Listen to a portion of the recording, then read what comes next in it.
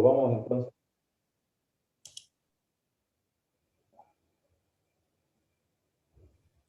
Bueno, vamos a iniciar entonces sobre lo que es la clase de hoy, que es incidentalomas en endocrinología. Bueno, primero para definir lo que es un incidentaloma no es nada más que un tumor que fue encontrado de forma casual, o sea, de forma incidental, en ausencia de signos clínicos o síntomas específicos para realizar una exploración radiológica en un paciente. O sea, en pocas palabras, fue una imagen que nosotros no estábamos buscando, estábamos haciendo o tratando de buscar otra causa de algún otro síntoma y nos aparece una imagen que es reportada por el radiólogo o lo vemos nosotros al momento de realizar la inspección de dicha imagen. En endocrinología existen incidentalomas tanto en la parte hipoficiaria como en la glándula suprarrenal y también en la tiroides. Si identificamos algunas de estas imágenes, a nosotros nos van a surgir algunas preguntas realmente. La primera, a nivel de si esta tumoración es benigna o es maligna. Y para esto vamos a tener que evaluar bien las imágenes. Y la otra es que si esta tumoración está haciendo algún tipo de función o es no funcionante. Y la única forma de saberlo pues, es realizando una evaluación bioquímica. Entrando en lo que es incidentalomas hipofisarios, vamos a ver que es una masa que es hallada de forma casual en la hipófisis en una exploración neuroradiológica por motivos no relacionados con la enfermedad hipofisaria. Por ejemplo, algún paciente que lo estamos investigando por una cefalea persistente, por una molestia a nivel de la parte visual. Es un hallazgo que normalmente se encuentra en un 10% de todas las resonancias magnéticas practicadas en individuos sanos, ¿sí? Y la mayoría de los incidentalomas van a corresponder a lo que se conoce como microadenomas o microquistes, que son estas imágenes que miden menos de 1 centímetro. Normalmente no las reportan como una imagen de menos de 10 milímetros. Y más raramente aparecerán imágenes que son mayores a 10 milímetros. Y también otro tipo de lesiones celares o paracelares. El abordaje diagnóstico y terapéutico de estos incidentalomas dependerá esencialmente del tamaño que tenga esta lesión. ¿Sí? Acá podemos ver en esta imagen, ¿sí?, un microadenoma y en la siguiente imagen un macroadenoma en la región hipofisaria. En cuanto a la evaluación y el manejo, las lesiones que van a medir 10 milímetros o más tienen más probabilidades a tener o estar relacionadas con alteraciones del campo visual y también hormonales. Además, tienen más probabilidades de seguir creciendo. Normalmente las que son pequeñas tienen una tasa de crecimiento muy baja.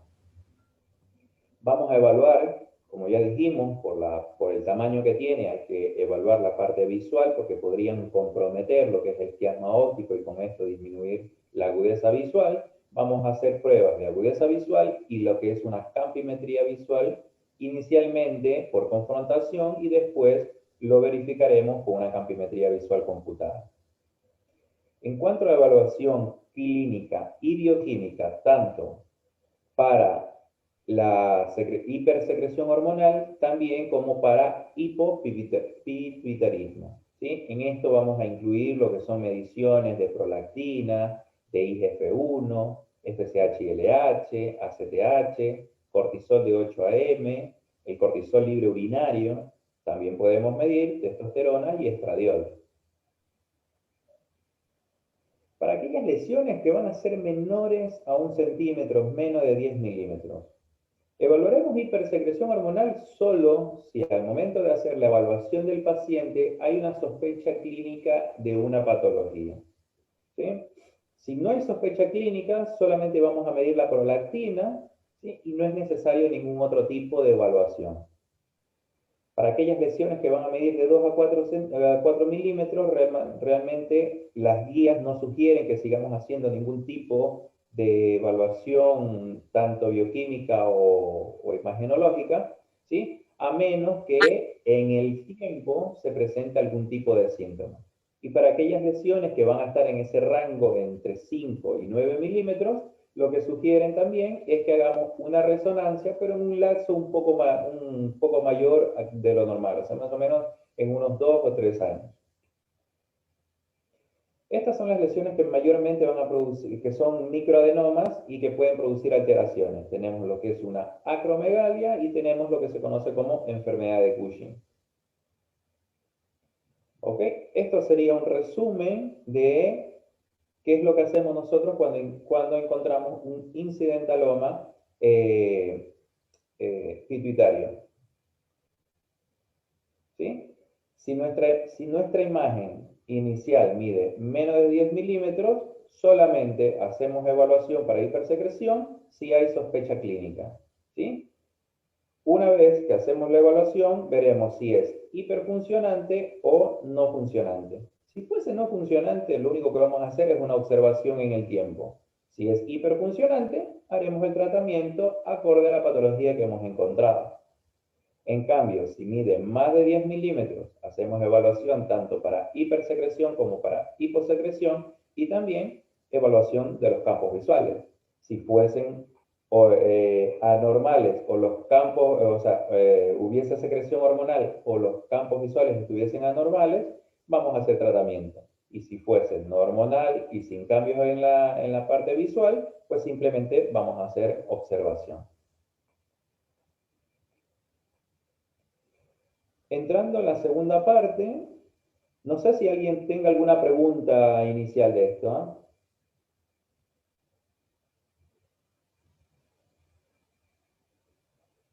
No, está todo claro. ¿Sí? Bueno, sí, si alguien tiene alguna pregunta, no hay ningún problema, podemos parar y vamos charlando sobre esto.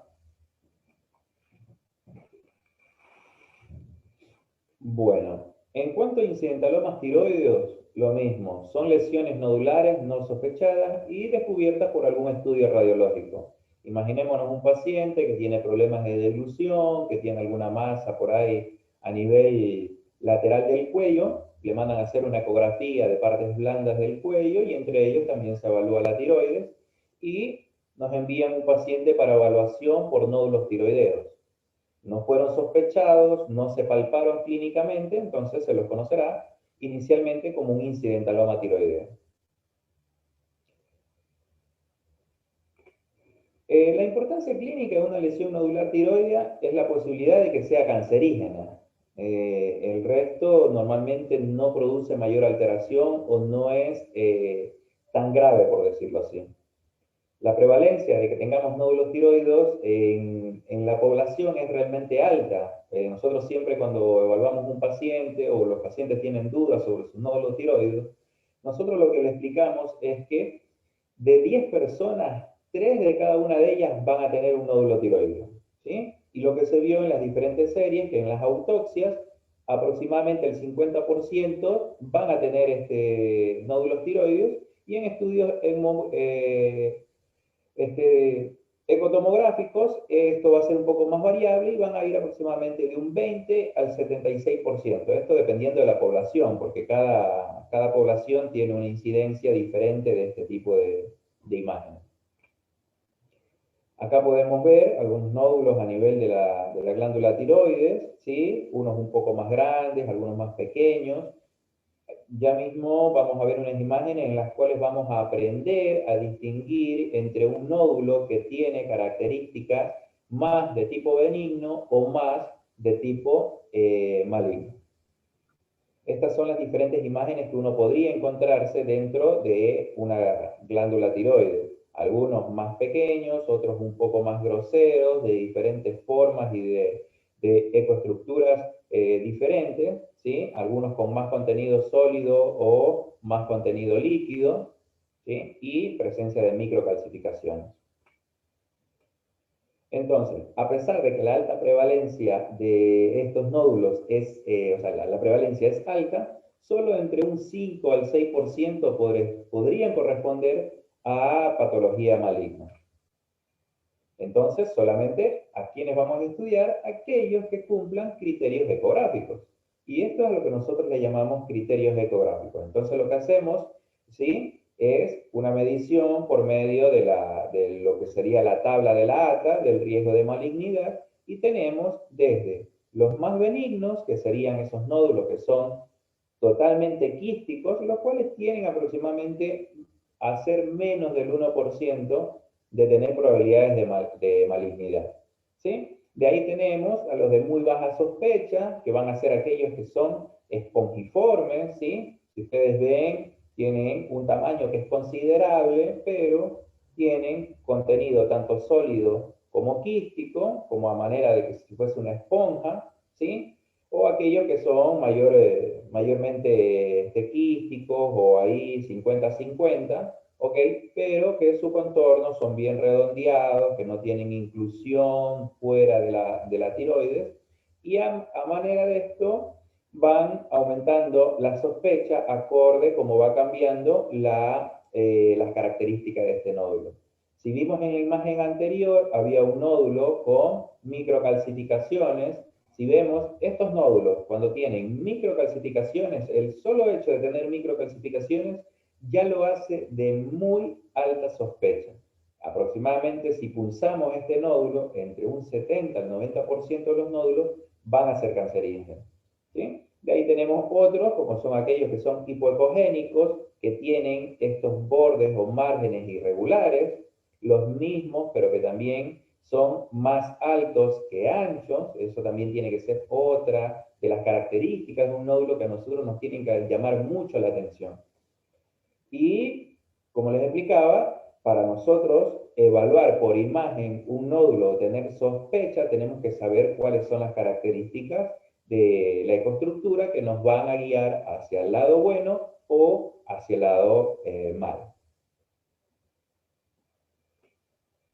Y acá pues tenemos entonces como un resumen de las imágenes que acabamos de ver, desde los de alta sospecha hasta los nódulos benignos, ¿sí? Acá simplemente a modo teórico lo que es las características que tienen cada uno. Doctor, perdón, una pregunta. Entonces, hallar un nódulo aumenta las probabilidades de que el paciente padezca cáncer de tiroides. No, como lo decíamos anteriormente, la presencia de nódulos en la mayoría de los pacientes es normal. Si vemos acá, aproximadamente el 50% en las autopsias, uno va a encontrar un nódulo. Y el paciente Ah, murió por otra perfecto. causa, no porque tenía un Claro, cáncer. ¿Sí? Y si nos vamos a las ecografías y tomografías, vamos a ver que la incidencia también es un poco variable, que puede ir quizás un poco menos, de un 20 a un 76%, pero no perfecto. significa que el paciente va a tener algo malo. Ahí es cuando nosotros tenemos que aplicar los conocimientos en imágenes y evaluar cuáles son las características que tienen estos. ¿Sí? Ojo que el hecho de que Perfecto. nosotros usar a un paciente tampoco significa que tenga un cáncer. Lo que nosotros tenemos es algo que se llama baja sospecha, moderada sospecha o muy alta sospecha. ¿Sí se entiende ahí? Sí, sí, sí, perfecto. Gracias.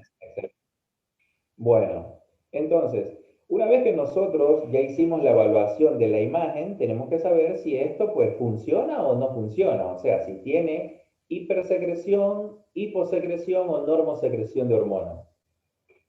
Entonces, los métodos más utilizados, o mejor dicho, los métodos que se utilizan actualmente son los ensayos de RIA, de ILMA y aquellos de tercera generación como los de quimioluminiscencia. Esto, nosotros lo que hacemos es acomodarnos al laboratorio que tenemos en el momento, ¿sí? No en todos los lugares tenemos laboratorios que hagan de tercera generación, como en algunos lugares pues solamente se hace RIA. Para poner como ejemplo, la TSH normal varía aproximadamente entre 0,5 y 4 microunidades por mililitro. ¿Sí?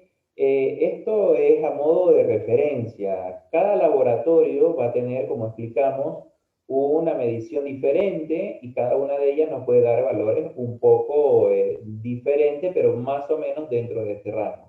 A poner como ejemplo, en el hospital de clínicas, el corte de TSH va de 0,55 a 4,95. ¿Sí? Y aquí tenemos algo que tenemos que incorporarlo mucho en nuestra cabeza, es que la TSH no es diagnóstica, es sugerencia, ¿sí? Aquellos valores que van a ser, por decir, menores a 0,5 o muy marcadamente menores a 0,1 microunidades, nos van a sugerir un hipertiroidismo, o aquellas que sean mayores a 4 unidades nos sugieren un hipotiroidismo. Pero aquí hay que agarrarlo un poco con pinza, porque una TSH baja no siempre nos sugiere un hipertiroidismo, ya que también existe algo que se conoce como hipotiroidismo central, en el cual se puede presentar una TSH baja y no necesariamente tiene que ser un hipertiroidismo. Entonces puede ser un hipotiroidismo central. Lo mismo con aquellos valores de TSH que están por arriba de 4, no siempre son un hipotiroidismo, puede ser también un hipertiroidismo de origen central.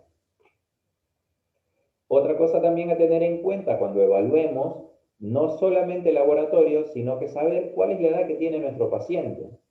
Todos los pacientes posteriores a los 60 años, la TSH, lanzamos o largamos un poco más ese borde superior normal, lo podemos largar hasta 7,5. Entonces podemos tener un paciente que viene, no sé, me imagino, viene la señora Marta Duskovic con una TSH de 6,5, T4 libre y totalmente dentro de lo normal.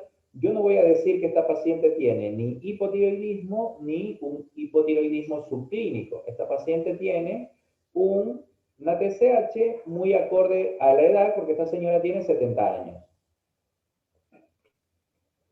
¿Ok? La TSH sérica es un factor de riesgo que es independiente para predecir un nódulo tiroideo, ¿sí? No podemos hacer diagnóstico de malignidad del nódulo tiroideo solo midiendo la TSH, pero es subjetiva. Por ejemplo, si tenemos una TSH que es normal o subnormal, ¿sí? Va a indicar, o sea, es subnormal, va a indicar un hipertiroidismo manifiesto o puede ser también subclínico, y aumentan las probabilidades de que este nódulo no sea maligno, sino que más bien sea hiperfuncionante. Entonces, si observamos en el laboratorio este tipo de resultados, nos guían o nos indican que debemos realizar una siguiente imagen, que es la gammagrafía tiroidea. Y en cambio, si esta TSH va a ser muy normal o con tendencia a elevarse, si el nódulo cumple criterios ecográficos de malignidad, pues bueno, nos va a guiar hacia realizar lo que sería una PAF o una punción aspiración con aguja fina. Esto siempre tiene que ser realizado por un personal capacitado y por un ecografista de experiencia, ya que meterse a punzar el cuello es bastante peligroso. ¿Ok? Cuando nosotros hacemos la punción con aguja fina, esto va a ir a patología y en un tiempo nos van a reportar a nosotros algo que se conoce como citología de Bethesda o clasificación citológica de Bethesda. El nombre Bethesda es por el lugar donde se hizo la investigación en el área de Bethesda en Estados Unidos. Nos van a reportar 6 tipos de categorías, ¿sí? Siendo la que es totalmente benigna la categoría 2. La categoría 1 tiene una tasa, como podemos ver acá abajo donde dice riesgo de cáncer, ¿sí? Que es aproximadamente el 5 al 10%. ¿Por qué al ser de menor categoría tiene mayor tasa de probabilidad de ser maligna en comparación con la categoría 2? Porque normalmente son evaluaciones en la cual la cantidad de material que se sacó no es satisfactoria y por lo tanto nos deja con un margen de error un poquito considerable. ¿Ok? Esta puede ser porque la cantidad de células que se sacó en la punción fue muy baja, o la otra porque nosotros punzamos un nódulo que era predominantemente quístico y lo que observamos en la placa es mayormente coloide. ¿Sí? Entonces acá nosotros lo que tenemos que hacer posterior a esto es evaluar cómo era el nódulo. Si el nódulo tenía mucho quiste, mayormente mucho coloide, lo que nos va a venir es una degeneración quística como diagnóstico con una citología Bethesda 1, y por lo tanto, bueno, en algún momento vamos a tener que repunzar, o si nosotros tenemos muy buen criterio clínico, podemos decir, es una degeneración quística, era un quiste, no pasa absolutamente nada y lo podemos observar en el tiempo. En cambio, aquellas categorías, como la categoría 3, que son categorías indeterminadas, que pueden ser de dos tipos, ¿sí? Atipia de importancia indeterminada, que también nos los van a reportar como AUS, o lesiones foliculares de importancia indeterminada, que son FLUS. El AUS tiende a ser más maligno y el FLUS normalmente corresponde a nódulos hiperfuncionantes, ¿sí? Pero esta categoría nos deja en ese péndulo que no sabemos si es bueno o es malo. Las guías lo que indican es que estos pacientes tienen que ir, si se dispone en el sistema de salud, realizarse lo que son evaluaciones moleculares para cáncer, o acá que no tenemos acceso o poco acceso a este tipo de evaluaciones, pues normalmente lo llevamos a una segunda punción, o si las características, ¿sí?, de este nódulo nos hacen alta sospecha de malignidad, directamente a cirugía. Y todas aquellas que son 4, 5 y 6, directamente van a ir a cirugía, ya que las probabilidades de que sean malignas son superiores al 25%. Como podemos ver, categoría 4 puede llegar hasta el 40%, la categoría 5 hasta un 75%, y aquellas que son categoría 6 directamente son malignas, la tasa de malignidad que es súper alta, 97 al 99%. ¿Alguna pregunta hasta acá?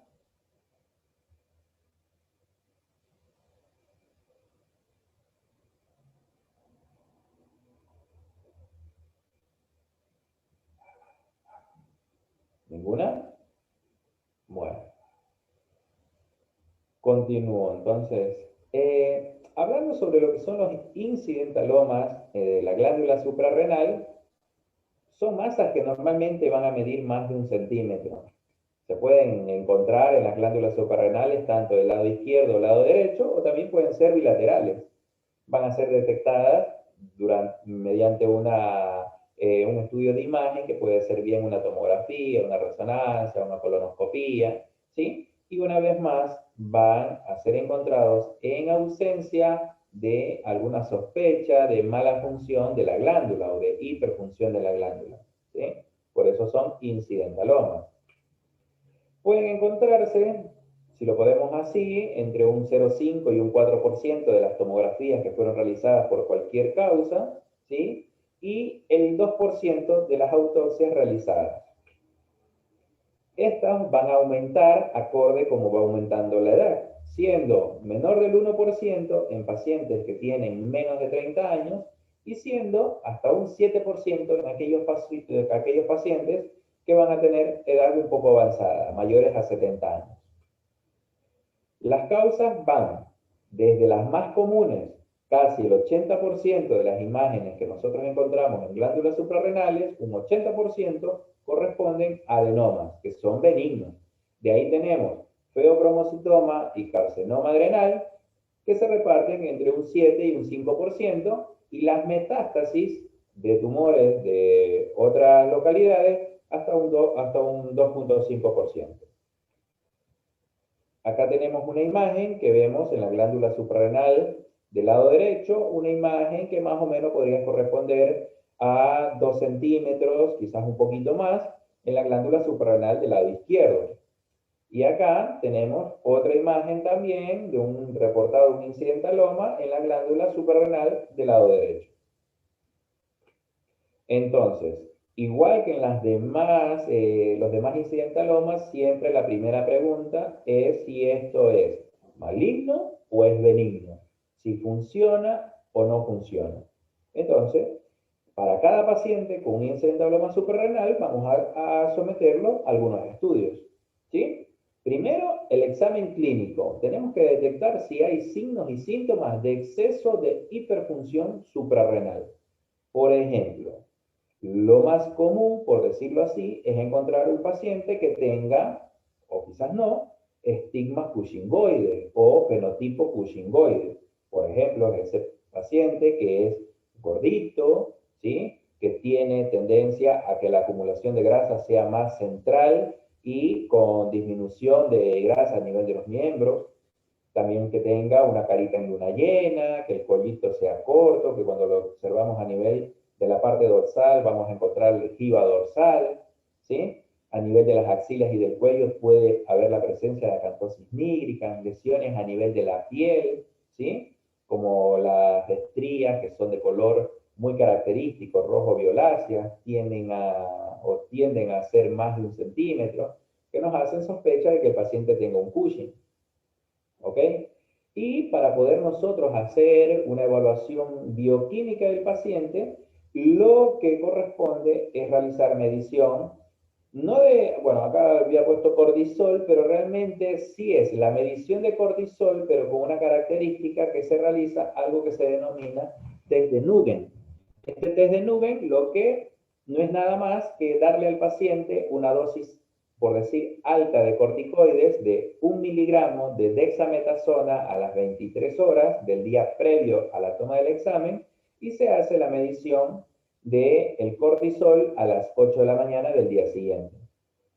La otra medición bioquímica que hacemos nosotros son las metanefrinas urinarias en 24 horas y para aquellos pacientes que son hipertensos y únicamente para los que son hipertensos vamos a hacer también valoración de aldosterona y actividad renina plasmática. También podemos hacer medición de andrógenos para ver si esta masa es o no es productora de andrógenos, que puede dar masculinización en las mujeres o también disminución de la libido y alteraciones en el varón.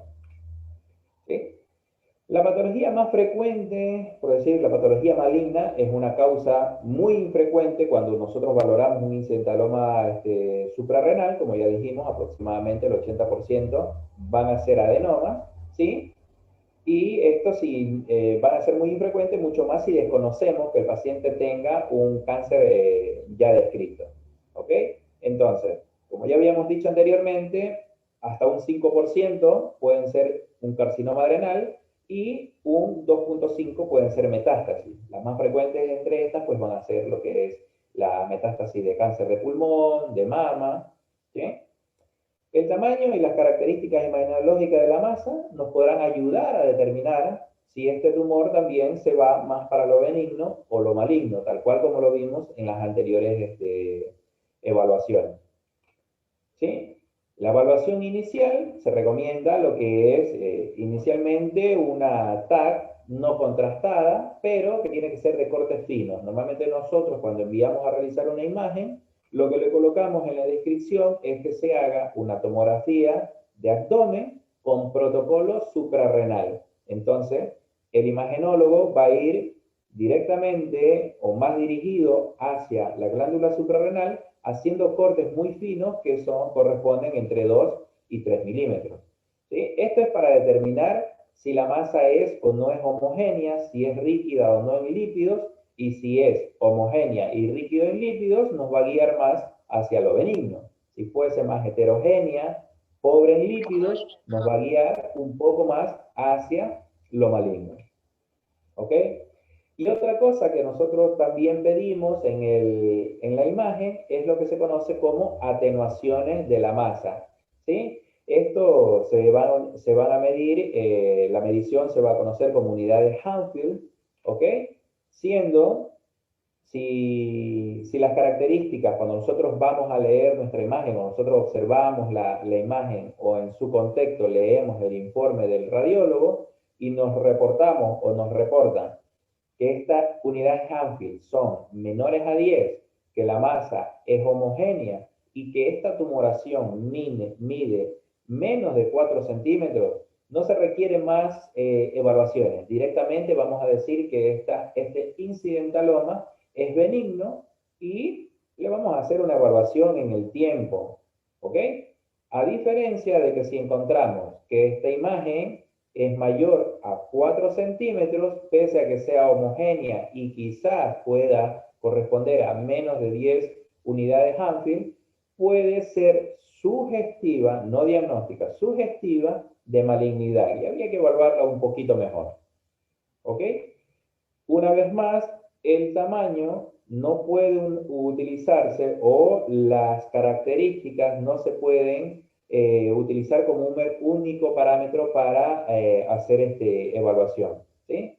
Igual como las imágenes anteriores, cuando estuvimos observando lo de tiroides, vimos que hay que evaluar si esto es homogéneo o no es homogéneo, ¿sí? Si hay o no la presencia de alteraciones de la ecoestructura, si hay presencia o no de calcificaciones. Mayormente en las imágenes, cuando nosotros veamos calcificaciones o microcalcificaciones, son muy sugestivas de malignidad y habría que evaluarlos bien. Acá podemos ver esta imagen, ¿sí? Que corresponde a un incidentaloma de la glándula suprarrenal del lado derecho, ¿sí? Se le hizo lo que es una medición de las atenuaciones y lo que nos dio, pues bueno, que era una imagen que correspondía a una atenuación de 2.8, que sería menos de 10 unidades Anfield, ¿sí? Con una densidad negativa que indica que su componente es predominantemente graso. Entonces tenemos una lesión que correspondería a un adenoma. Es una lesión homogénea, rica en lípidos y que la atenuación es menor a 10 unidades Anfield. En cuanto a la resonancia nos va a servir de mucho, al igual que la tomografía. ¿Por qué? Porque tiene ventajas en ciertas situaciones clínicas. Una va a evitar lo que es la exposición a radiación en lo que son las tomografías repetidas. Acuérdense que ya al paciente ya le habíamos realizado una imagen quizás tomográfica en un principio, lo tuvimos que someter a una segunda para ver si realmente cómo estaba la atenuación, que queríamos cortes más finos porque queríamos observar mejor la glándula, ¿sí? Acá, realizando una resonancia magnética, evitamos esta exposición a la radiación. Las imágenes pues, pueden ser ponderadas en T1 y T2, y esto pues, puede distinguir mucho mejor lo que son adenomas benignos de tumores malignos o de feocromocitomas. Aparte de eso, también podemos hacer la resonancia con gadolinio, en la cual pues, nosotros, si hemos leído que mayormente las lesiones tumorales malignas tienden o tienen más componente vascular y por lo tanto, al tener más componente vascular, si fuesen malignos, van a tener una mayor captación de lo que es el contraste y por lo tanto, a lo que nosotros vamos a observar el lavado posterior a los 10 minutos, vamos a tener que el lavado es un poco más lento porque hubo mayor captación. En cambio, aquellos adenomas que muestran que tienen un componente vascular bastante bajo, la captación del contraste va a ser mucho menor y el lavado del mismo va a ser mucho mayor posterior a los 10 minutos. ¿Ok? Entonces, nosotros vamos a hacer nuevamente evaluación de las características de esta imagen que son muy típicas de cada uno. Entonces tenemos para adenomas benignos, tienen un contorno redondeado, una imagen que es homogénea, el contorno es bien suave, ¿sí? Y la marginación es aguda. Que el diámetro, para nosotros decir que es benigno, tiene que ser menor a 4 centímetros y mayormente una ubicación unilateral. Esto nos hace características de un adenoma benigno, ¿sí? Que cuando le vamos a medir las atenuaciones Anfield sean menor a 10 y que el lavado posterior al contraste a los 10 minutos debe ser de aproximadamente el 50% o mayor al 50%, ¿sí? Lo que se conoce como un lavado absoluto mayor al 50%. ¿Sí? Que sea isointenso al hígado. El hígado para nosotros va a ser un marcador bastante importante al momento de ver la atenuación. Si esta imagen es a lo que nosotros ponemos, por decir,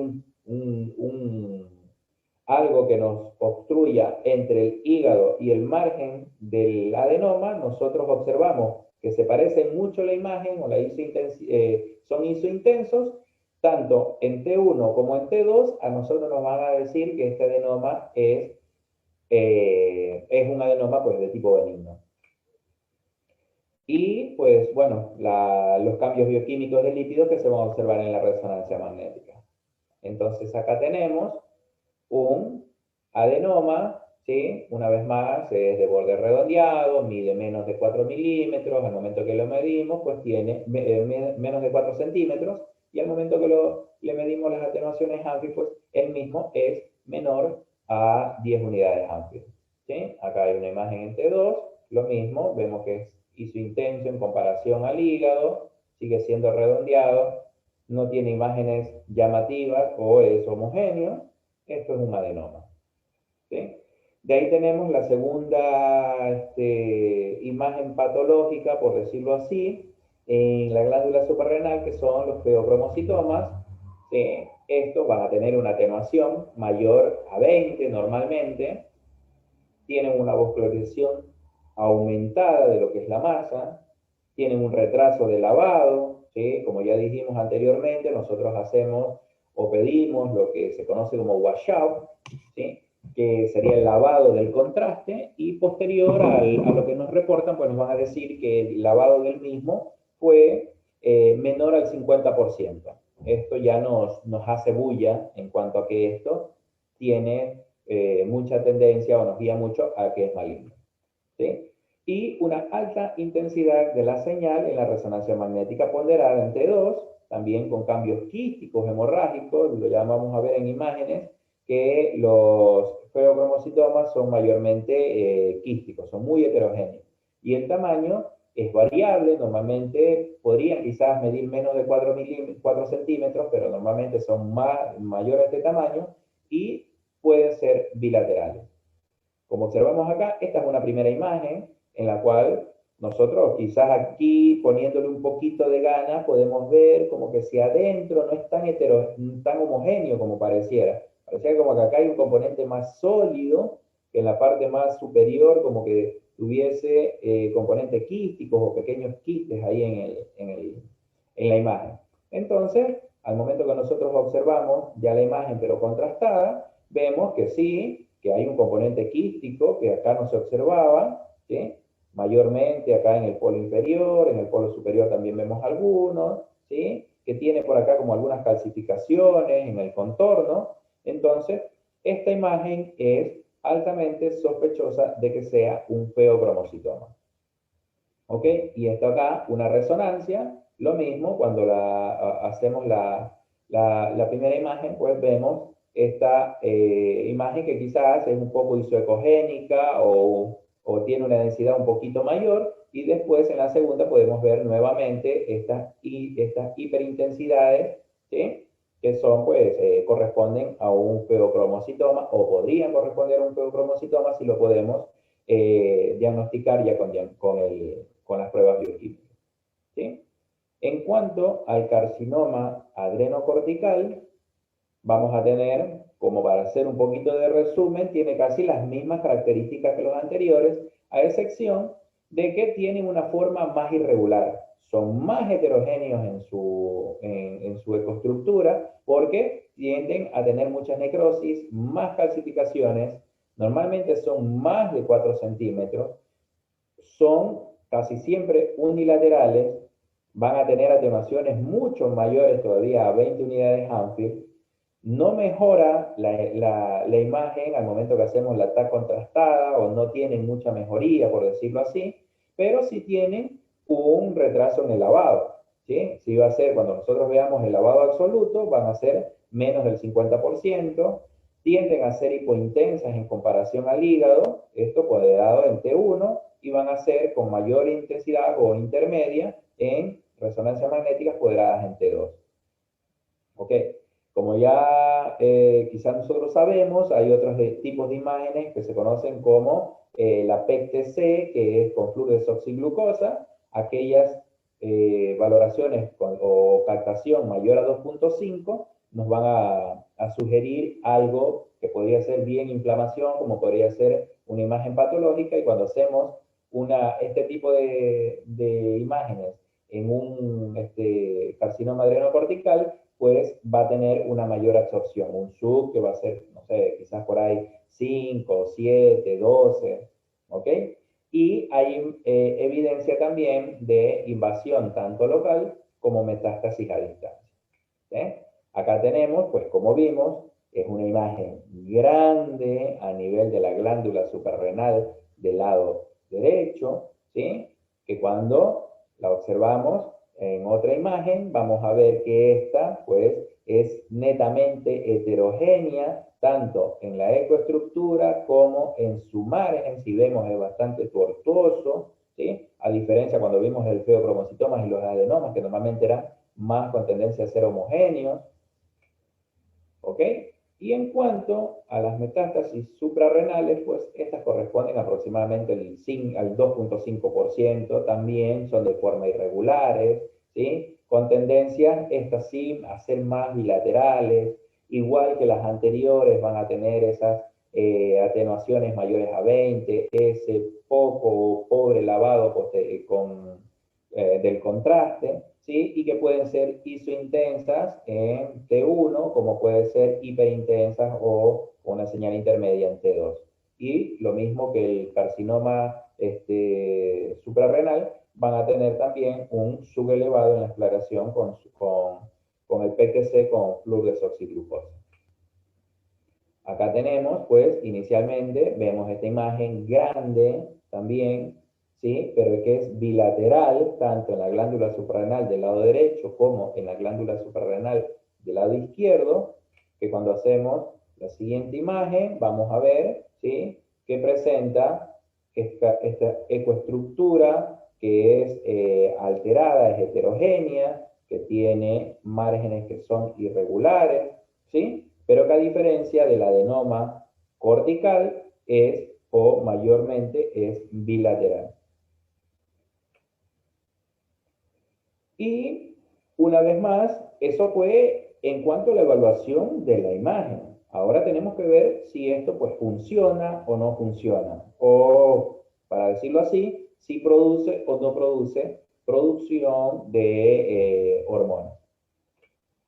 Entonces, de todas las imágenes que nosotros podemos encontrar como incidentalomas suprarrenales, solamente entre un 10 al 15% van a secretar cantidades excesivas de hormonas. ¿Sí? Se deben considerar tres formas de hiperfunción suprarrenal en los pacientes diagnosticados con un incentaloma suprarrenal, teniendo así, entonces, autonomía para la secreción de glucocorticoides, ¿sí? Que esto normalmente van a dar lo que se conoce como Cushing, pero un Cushing subclínico, porque recuerden que nosotros, cuando se hizo la imagen, no se estaba sospechando de ningún tipo de enfermedad, lo encontramos de forma incidental y cuando hacemos la valoración bioquímica, nos dice que es un Cushing, ¿sí? La otra podría ser un feocromocitoma o también presentar aldosteronismo primario. Entonces, en cuanto a lo que tiene que ver con el Cushing subclínico, pues como ya dijimos, carece de las características propias de un Cushing, como son los estigmas habituales del síndrome de Cushing, que ya los habíamos repasado anteriormente, que pueden ser cara en luna llena, plétora facial, presencia de jiba dorsal, la grasa centípetra, disminución de la grasa a nivel de los miembros, ¿ok? Presencia de estrías rojo-violáceas a nivel del abdomen, infecciones recurrentes, pueden también presentar lo que sería un aumento de peso, mayor tendencia a tener dislipemia, ¿sí? El cortisol es diabetógeno, por lo cual el paciente va a tener diabetes. El cortisol también produce desgaste a nivel del hueso y este paciente va a cursar o puede cursar con osteoporosis, ¿sí? Y también, pues, va a ser aterosclerótico y, pues, bueno, con presencia de aterosclerosis. Pero normalmente el paciente cuando viene a nosotros presenta pocos estigmas o pobremente, ¿sí? Y el diagnóstico se puede realizar, ¿sí? Dependiendo. Podemos hacer medición del sulfato DEA, ¿sí? Que esto normalmente van a ser bajos, pero el sulfato DEA se mide acorde a la edad. Nosotros cuando vamos a medir este marcador tenemos que tener una tabla donde nos indican de qué edad a qué edad y qué rango tiene cada uno, ¿sí? Pero el gol estándar va a ser lo que se conoce como prueba de supresión con dexametasona 1 miligramo durante la noche, que es a las 23 horas, o también nosotros en endocrinología lo conocemos como test de Nugent, ¿sí? Esto lo que hacemos es que le damos los comprimidos acá en la Argentina de dexametasona vienen de 0,5 miligramos. Entonces nosotros al paciente le decimos que por reloj a las 23 horas se tiene que tomar 2 comprimidos de dexametasona de 0,5 y esto tiene que ser por reloj 23 horas y al siguiente día, 8 de la mañana, más tardar 8:30, tiene que realizarse medición de cortisol. Si este cortisol tiene un valor mayor a 5 microgramos por decilitro, es diagnóstico de un Cushing. Si la misma es menos de 1,8, que es el corte para normalidad, pues bueno, el paciente carece de dicha enfermedad, ¿sí? Pero si tiene un valor entre 1,8 y 5, nos deja en esa zona gris que nos obliga a nosotros a hacer otro tipo de mediciones para salir de dudas realmente si este paciente presenta o no un Cushing. En cuanto al feocromocitoma, como sabemos, pues el feocromocitoma es una patología que se presenta en la médula de la glándula suprarrenal y en la médula se produce adrenalina y noradrenalina. Entonces, las pruebas bioquímicas, aparte de que primero tendríamos que tener una atenuación mayor a 10 unidades para poder nosotros hacer esta medición, ¿sí? El estudio bioquímico va a corresponder lo que es la medición de metanefrinas, que son los metabolitos de las catecolaminas, ¿sí? Y las vamos a hacer. Hay dos tipos de mediciones, ¿sí? Una que es la metanefrinas fraccionadas en orina. Tienen una sensibilidad alta, que es aproximadamente el 97%. Y la otra son las metanefrinas plasmáticas libres, que tienen una mayor sensibilidad. Deberían ser el gol estándar, pero lastimosamente ese tipo de medición es mucho más caro, ¿sí? Y acá en la Argentina es poco accesible. Entonces nosotros mayormente lo que mandamos a realizar son metanefrinas urinarias fraccionadas en orina de 24 horas. Acá tenemos valores de referencia. Ojo, una vez más, que acá los valores van a ser dependiendo el tipo de ensayo que se realizó en el laboratorio. Nos pueden dar valores quizás un poco más altos, quizás un poco más bajos, pero nosotros nos tenemos que guiar acorde a los valores que nos reporta el laboratorio, ¿sí? Si vemos que los valores son mayores a lo que reporta el laboratorio, pues, y ya teniendo una imagen que es homogénea, o sea, con contornos regulares, pero que tiene constructura heterogénea, que tiene atenuaciones de Hanfield mayor a 20, ya nosotros nos hace diagnóstico de un feocromocitoma, ¿sí? Y bueno, pese a la alta sensibilidad diagnóstica de la metanefrina, pues también pueden haber falsos positivos, que esto lo hay en muchos estudios, que pueden ir por ahí entre un 10 al 21%. Pero eso cuando las alteraciones son mínimamente significativas. Cuando ya vemos que tienen más de 3 veces por arriba del valor de corte normal, es poco probable o muy imposible de que no sea un diagnóstico positivo, o sea, de que sea un falso negativo, ¿sí? Y ojo que siempre que vayamos a medir, ¿sí? O que le mandemos a realizar la medición de metanefrinas o en 24 horas, ¿sí? En orina, nosotros tenemos que sí o sí pedir medición de creatinina urinaria también en 24 horas.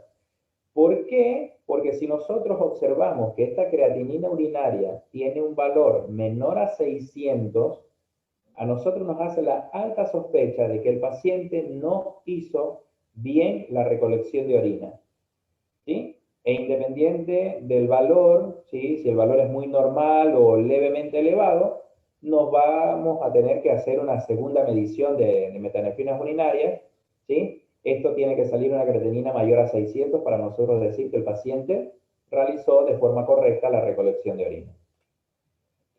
En cuanto a los aldosterenomas, bueno, son menos del 1% de los incidentalomas suprarrenales en total.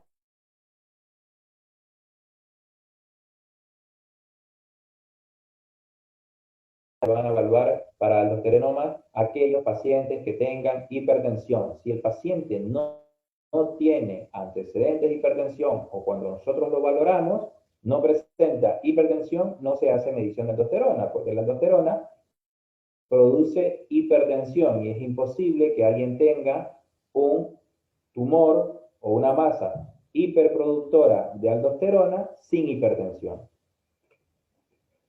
Y bien, y las evaluaciones pues deben realizarse mediante mediciones de concentraciones tanto de aldosterona como de actividad renina plasmática.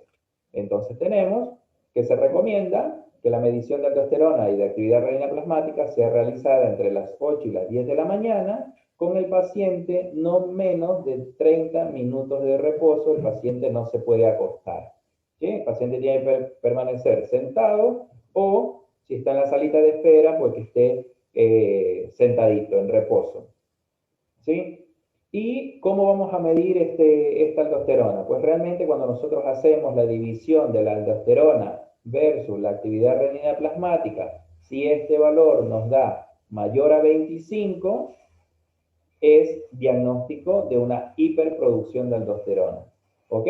Entonces, si es mayor a 25, ya tenemos que este paciente tiene una sobreproducción de aldosterona. Nosotros vamos a tener que realizar posterior a eso otro examen que se conoce como test confirmatorios, ¿sí? Y que el que mayormente nosotros utilizamos acá en la Argentina, o al menos en el hospital de clínica, es lo que se conoce como test de sobrecarga salina, en el cual al paciente en el lapso de 2 horas se le va a colocar 2 litros de solución salina, y posterior a eso se le hace medición de la aldosterona y de la actividad renina plasmática para ver si la misma, en condiciones fisiológicas, nuestro cuerpo va a testear que hay un mayor volumen y por lo tanto, volumen sanguíneo, y por lo tanto va a disminuir la producción de aldosterona. En cambio, en los pacientes que tienen hipersecreción autónoma de aldosterona por estas causas, normalmente esto no se da, porque pese a que los receptores testeen que hay un mayor volumen a nivel de sangre, lastimosamente este tumor produce su propia aldosterona de forma autónoma y no va a suprimir la producción de aldosterona. Bueno, eso sería todo. Chicos, preguntas, Carla, una dudas. pregunta. ¿Puede dejar las diapositivas o pasarnos el mail, así nos contactamos con usted para pedírselas? Claro, claro, claro que sí. Yo ahora, si alguien me puede pasar un mail en el cuadro del chat, yo se los envío ahí al momento. Vale.